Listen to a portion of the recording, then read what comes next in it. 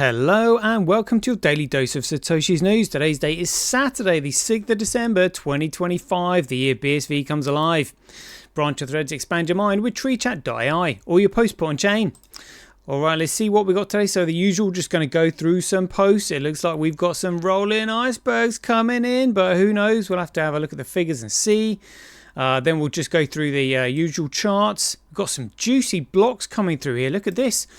406 megabytes, and then 505s, that's like half a gigabyte. 404, 67, 327. Nice. So the data's coming on chain, but transactions are down. But that's great to see.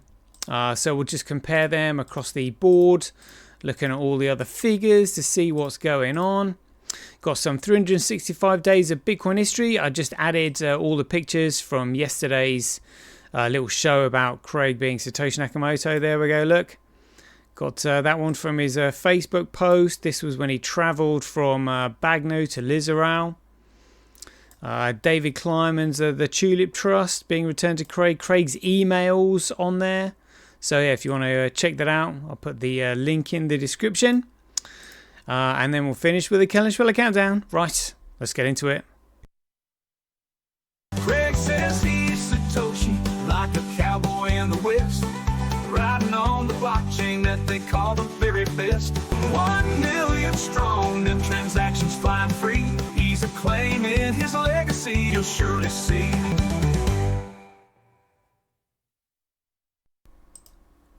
All right, okay, so we're, again, because we've got economics and politics all joining in, we're going to have to start with a little bit of politics. Stephen Davies has said here, government ministers, including the justice team, continue to talk nonsense about curtailing jury trials. Jury trials are not to blame for backlogs or delays. Politicians and journalists ought to ask the justice team why 14% of courtrooms are sat idle today. Court stats, look at this. Look at this today, 5th of December 2025, 70 out of the 516 Crown courtrooms in England and Wales will not be sitting. That's 14% of them. Look at that. Not sitting. 14%. So again, yeah, Stephen Davies just calling out the government on their bullshit, or should I say their corrupt crap on their bullshit. And CSW weighing in on this in response to Louisa, who said, do you really know what you're supporting? So that was in response to CSW saying what is being proposed is not a reform. It is a confession of contempt for the very people whom the state claims its legitimacy. The jury is not a sentimental relic. It is the practical assertion that a citizen is sovereign in judgment, that the state must persuade the government before it may punish them. Remove that and you do not streamline justice. You serve the moral tendon that binds power to consent. For 8 centuries, the jury has been a visible line of demarcation between law and command.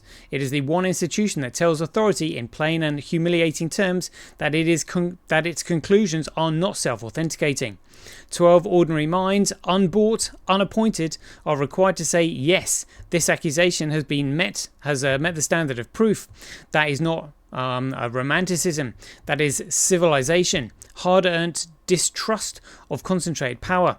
The moment judgment becomes the private monopoly of professional tribunals, the citizen is no longer a participant in justice, but a subject of administration. Yep, absolutely spot on. The pretexts are always pathetic. Efficiency, cost, backlogs. Yep, CSW calling them out on their bullshit.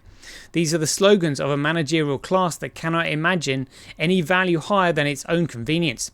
Liberty is not a line item to be trimmed when a spreadsheet's grown. If a state cannot afford the safeguards, well, they can afford them because they print currency from nothing, that prevent tyranny, then it cannot afford to call itself legitimate.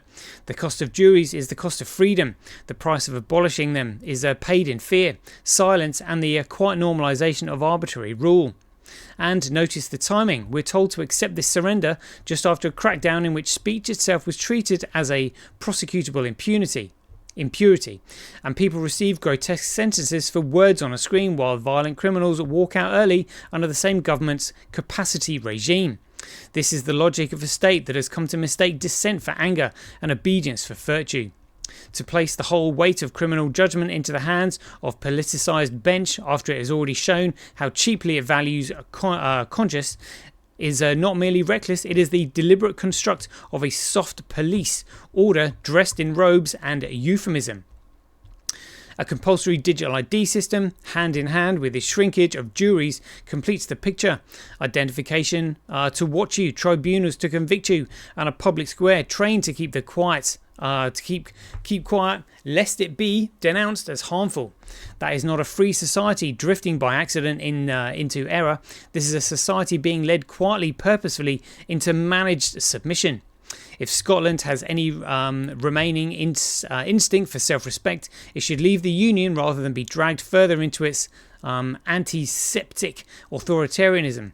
A nation that values its own moral agency does not consent to be ruled by strangers who fear the verdict of all its citizens. Better an independent country with the courage to preserve trial by peers than a subordinate province in a kingdom that barters accent liberties for bureaucratic tidiness. Juries are critical because they embody the only political principle worth defending, that the individual is not livestock in the state's quarrel.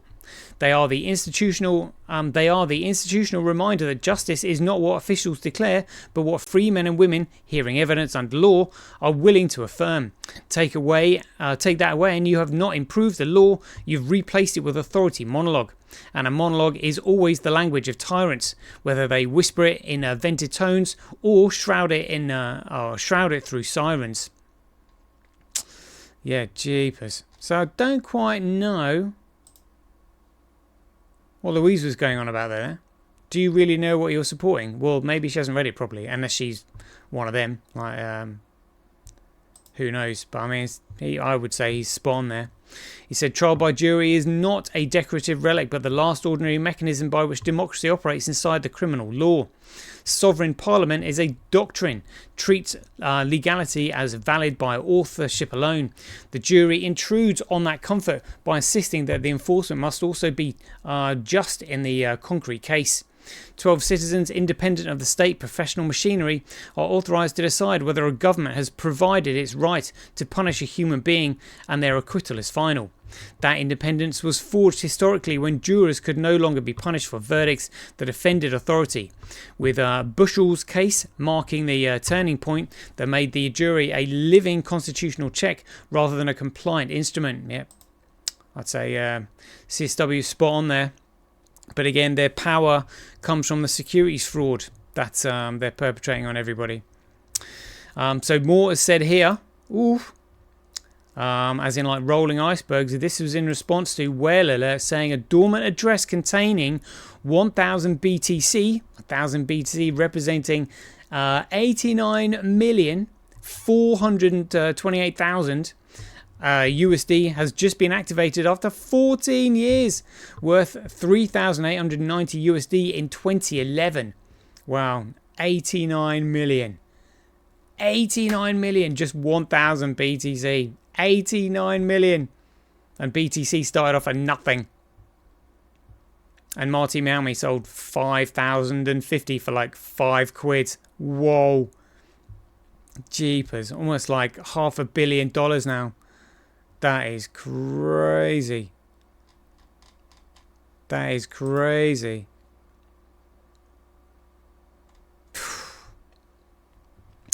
And Craig also said here, before anyone starts the usual chest thumping about corporations and capitalism, try doing one adult piece of homework. Look at what governments have been quietly taking away from you, the jury. In England, civil juries have already been shoved into the historical cupboard. In the US, trial by jury is increasingly a slogan you see on a textbook cover, while real disputes get diverted into bench trials, pleaded out, or administrative corridors where the public never gets a seat. There is a reason for that, and it's not subtle. A jury is the one part of the system that doesn't belong to the professional class. It's the voice of ordinary people saying we're the final backstop on what counts as fair. Remove that and the power slides upwards to the state and its pet experts. If you actually care about fairness, stop pretending capitalism is the villain. Capitalism is not a moral agent. Capitalism is a market exchange mechanism. People trade value voluntarily. Prices signal scarcity, profit and loss, directing resources. It doesn't choose to be honest or dishonest, kind or cruel. It simply reflects incentives. Fraud, coercion, theft, cartel behavior, those are not features of markets. They are failures of enforcement, and enforcement is a government role. When fraud is allowed to spread, that is not capitalism failing, that is regulators failing. Legislators failing, courts failing, and when juries are sidelined, the public being pushed out of the room where truth is supposed to be tested. And yes, juries matter. They don't just decide facts, they anchor the whole legal system in the lived moral sense of the community. They make law real rather than a game for lawyers. They are the pressure valve that stops the state from drifting into self-serving abstraction. If you want fewer scams, fewer backroom deals, fewer corporate crimes, you don't get that by whining about markets. You get it by insisting on proper enforcement, transparent rules, and juries that can look at a fraudster, corporate or government, and call it what it is. Even the people you lot of the lefties love to mosquito understood this. Adam Smith did not write a hymn to lawlessness. He argued that government had a duty to keep trade honest, prevent collusion, and prevent the public from deceit. Markets work because honesty is enforced, not because human beings are magically virtuous. Strip enforcement away and then acting shocked at the result is just theatre. And Ayn Rand, the bogey woman for anyone who thinks profit is a sin, still has a system grounded in law, courts and juries. Not because she wanted warm feelings, but because fraud is the anti-principle of trade. In her view, it was a cardinal sin precisely because it corrupted voluntary exchange. A market cannot be free if it is thick with lies, and the only way to keep it clean is a legal order that treats fraud as a crime against everyone, not as a clever business tactic. So here's the boring reality that ruins the pantomime. If you want fairness, focus on the institutions that are supposed to secure it.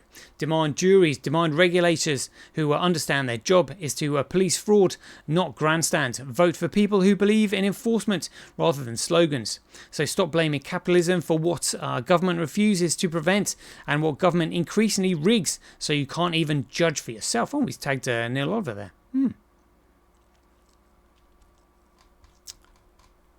Wonder what that was all about. Check this out. So again, bit crash, more and more people noticing this dormant address containing 1,000 BTC waking up. Bitcrash says December 2011 dormant BTC address moves coins. Solomon Brothers, both 1,000 addresses start with 1 AU1. Not a coincidence. AU Australia, rolling icebergs, anyone? Well, AU is also the symbol for gold. You know, digital gold, could be a piss take, who knows? Prophecy I've said here. So Craig Mason said, let me get this straight. 2026 is 17 keck years from Bitcoin's launch. Gandalf took 17 years to find the ring. Elon references the one ring with BSV logo ring pick captured one coin to rule them all. And Craig said 2019 the fight to take Bitcoin goes to 2026. 17 years to find out that the ring Bilbo has is the one ring.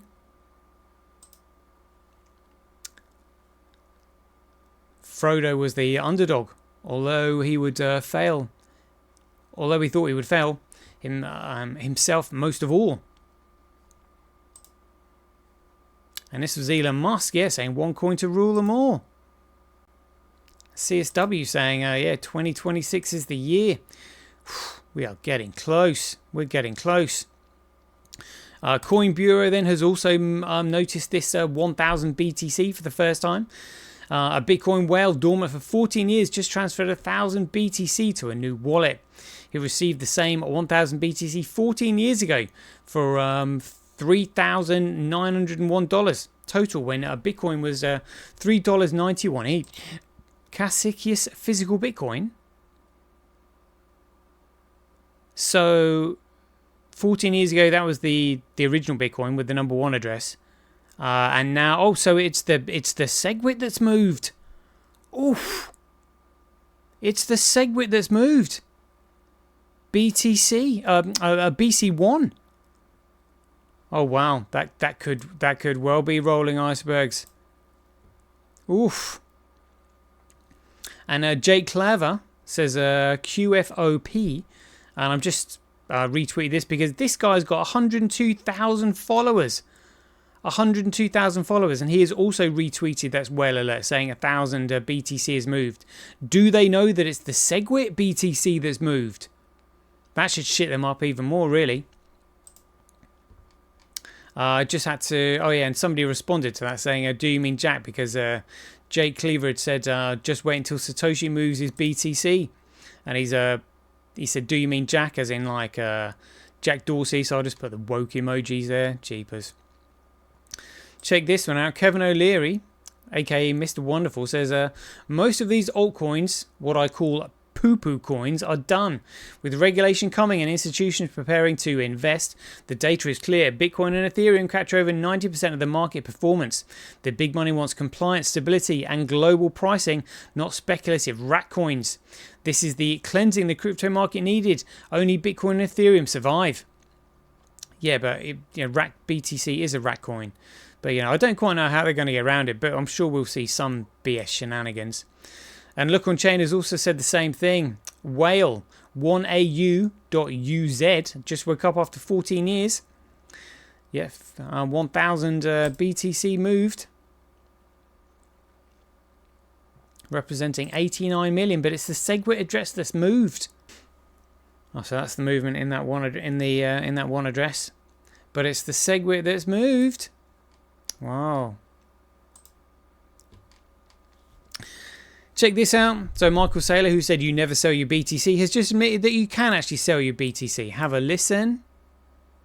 What we did this week was we raised a $1.44 billion US dollar reserve, and that gives us 21 months of dividends. We did that so that we could pay the dividends without selling equity or BTC derivatives or BTC if none of those capital markets were open to us. You could think of it as we can hold our breath for 21 months. Like if the market is irrational or closed for 21 months, we can just pay out of this reserve. It's like a battery. So the company's strategy is when our equity is trading above the net asset value of the Bitcoin, we just sell the equity. It creates shareholder value. And when the equity is trading below the value of the Bitcoin, we would either sell Bitcoin derivatives or we would just sell the Bitcoin. What we did this week was What was that, Michael? Or you would just sell the Bitcoin? Oh dear, oh dear. So he is planning on selling his Bitcoin.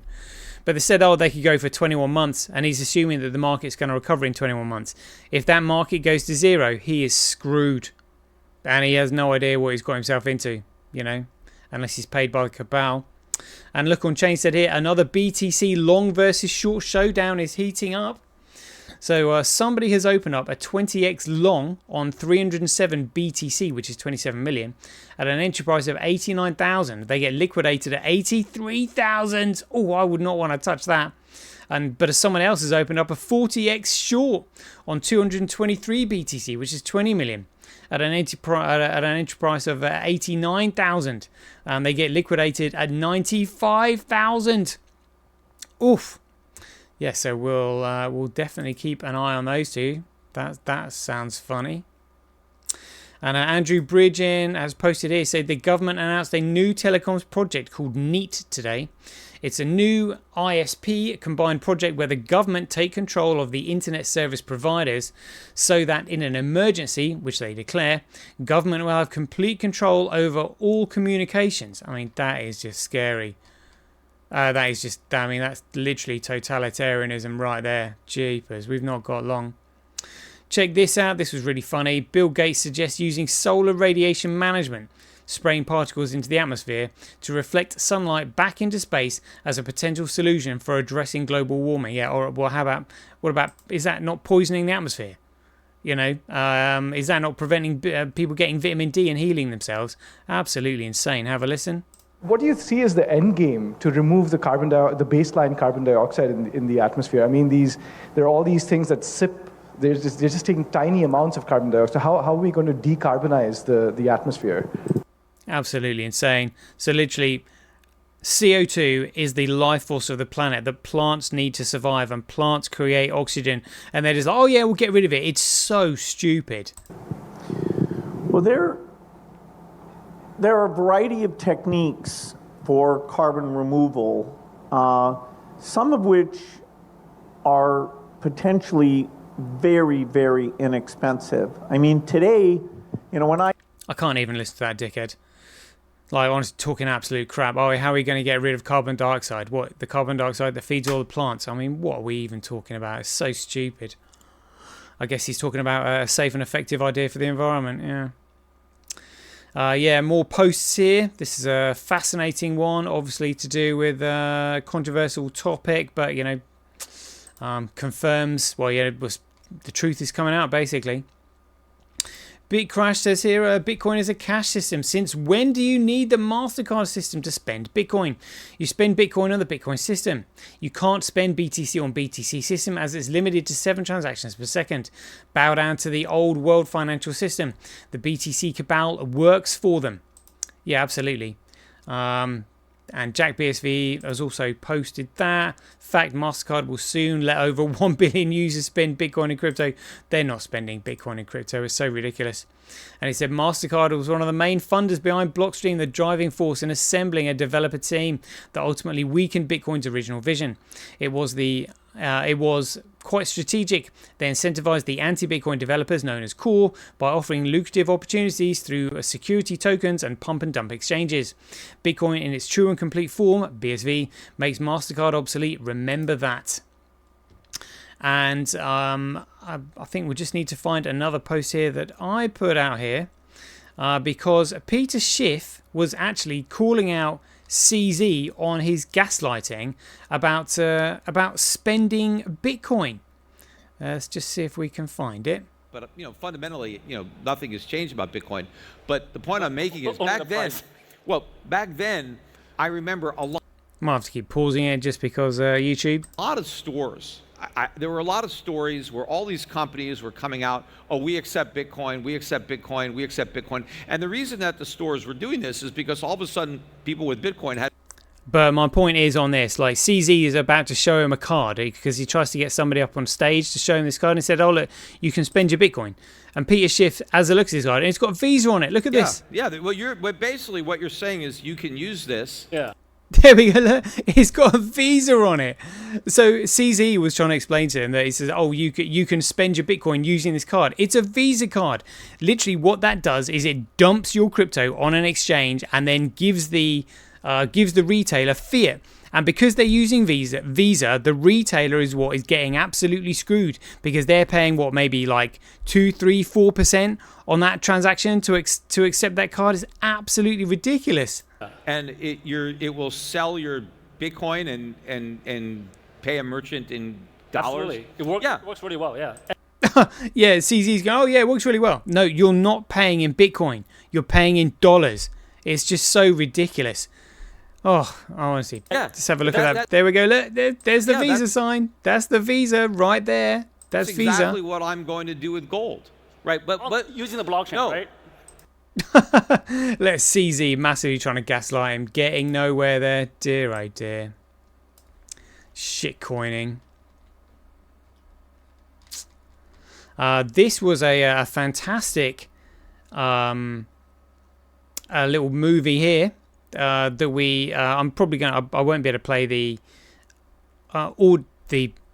audio because there's music in it, but this is fascinating. Talking about the murderous expansion of the central banks. Let's have a listen. Abraham Lincoln printed millions in government-issued notes, bypassing European banks to fund the Civil War. 5 days after the war ended, he went to Ford's Theater. President McKinley supported the gold standard, while others favored a central bank with a flexible currency. It wasn't long before an anarchist was let into his rally.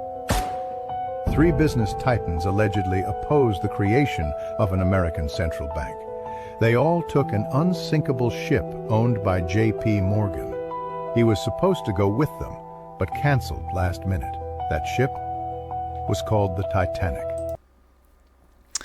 Yeah, honestly, literally, the way the central banks have expanded is purely through murdering any objectors right the way from the beginning. And the Federal Reserve was founded the next year. Senator Huey Long rallied against the Fed and tried to cap America's wealth.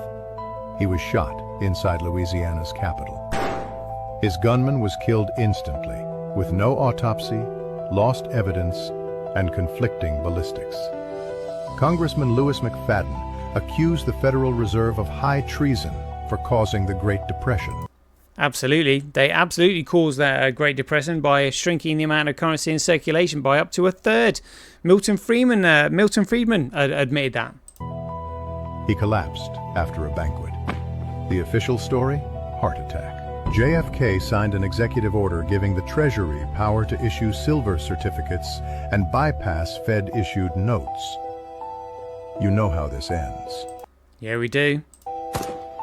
Congressman Larry McDonald, a fierce critic of all global banking elites, boarded Korean Airlines Flight 007. The plane accidentally veered into Soviet airspace. All 269 souls died, and Moscow held the black boxes for a decade. Would you believe it? Before releasing edited data. Thomas Sankara, president of Burkina Faso, rejected IMF and World Bank loans. Shortly after, he was assassinated in a coup. His successor immediately took the loans. By the year 2001, very few countries didn't have Western-controlled central banks. Shocking. Afghanistan and Iraq were two of them. All they needed was an excuse. Whoa. The ruler of Libya, Gaddafi, proposed a gold-backed African dinar to replace the dollar for oil. It was Hillary Clinton that got rid of him. NATO intervened in Libya's civil war, and Gaddafi was killed. Libya got a new central bank. There we go. So literally, this is literally what we're up against. The central banking mafia. The first pew. So yeah, that's why the world needs Bitcoin, really. This is an interesting one. Oh, Dan Held was just simply going on about how the Forbes are still relating Bitcoin to tulips and all that. There was another video here saying about a climate change group being funded by the Rothschilds. Yeah, that's what they admitted it. The world desperately needs Bitcoin. Not Visa, not Mastercard, Bitcoin. Right, let's have a quick look at the figures then. We've got Gregcoin 89,420 and Bitcoin just at $20. Top left says $20.49. Transactions down to 5%, but block size 94%. Look at that, lovely. I haven't seen like large blocks like that, half gigabyte blocks coming through for a long time. So you've got 406, 505, 441 and 327 megabyte blocks. Brilliant. 24,000 times cheaper to transact on Bitcoin than Gregcoin. Oh, mining Bitcoin at a 5.8% comparable profit compared to Gregcoin. Loving that. Let's have a look at the politics in the pie charts, because that's where it is. Gregcoin 7.64, B Crash 12.5, Fisher Price Cash, other miners 17.36, and CoinDark's not reporting the figures there for BSV. Oh, so it's got Mining Dutch 24.4, Tal 20%, SA 140.07, Gorilla Pool 12.59. That's great. QD Link 11.11, Kuv down to 10.3, and Tal Terranode 7.41. Nice. Let's have a look at transactions. Yeah, just 23,523 transactions, none at all. I suspect that we are seeing, yeah, confirmed transactions 22,926 there. Let's have a look at the Tether weather. So just a little bit pumped in. Let's have a look at what it's gone on in the week. So it's gone from a low of 184.5 million to 185 million. So another, yeah, $1 billion in a week. Money over 100 million. Nice. Orange X, just looking at the price here. Just kind of trending on sideways there. Nice. Bitcoin versus Gregcoin. So yeah, just trending on sideways. Orange Gateway, Bitcoin versus US dollar. Yep, trending sideways. Let's have a look at that versus the big dog. Also trending sideways. Interesting. Let's have a look at the overall market. So $2.9 trillion. What, BTC at 89,000? What was the liquidation price on that tug of war that we saw? Oh, a 40x short on 223 BTC at an entry price of 89,000. Right, liquidation is 95. And so the long went in at 89,000. The liquidation price is 83. So 83 to 95. We'll have to keep an eye on that then. Currently at 89,000. So Gregcoin just 2.1% trade volume on that.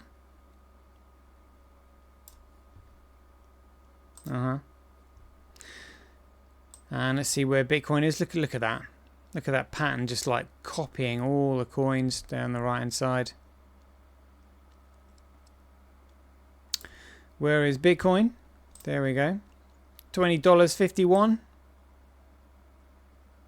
Oh, well, we're not getting a look at the price chart here. Alright, never mind. We'll move on. Some 365 days of Bitcoin history. On the 6th of December 2013, Dogecoin was first released. Yeah, they set up the Doge Foundation. They sponsored NASCAR and all that. I remember that when it was literally pennies and pennies. Loads of people were supporting it, you know, buying thousands and thousands and thousands of it just because it was so cheap. And yeah, fair dues. Went to the moon for all those who were holding it, you know. I missed out on that one. On the 6th of December 2021, a Florida jury found that Dr. Craig Wright did not owe half of 1.1 million bitcoins to the family of David Kleiman.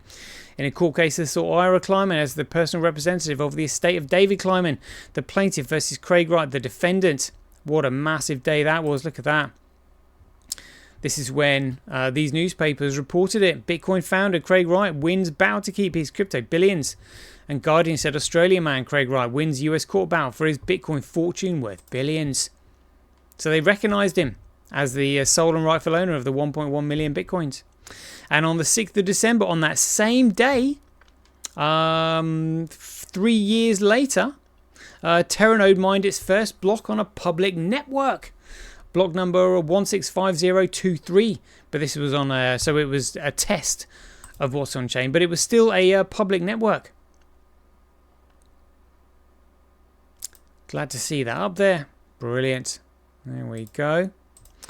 So I've added some pictures to the 20 reasons why Craig Wright is Satoshi Nakamoto. So I'll leave the link to that in the description. Knock yourself out. Have a look at it. I thought it was quite good. And we're on with the Kellenschweller countdown. It is now Saturday, the 6th of December. We're on day 79. Stay tuned. You know, I don't know when this is going to end, but it has to end at some point. Will it be this year? Will it be next year? Who knows, but stay tuned. It's going to be epic. Right, there we go. That's the end of the show. Hope you enjoyed it. As ever, be aware, take care, stay safe out there, and we'll see you in the next one. The king still has one more move.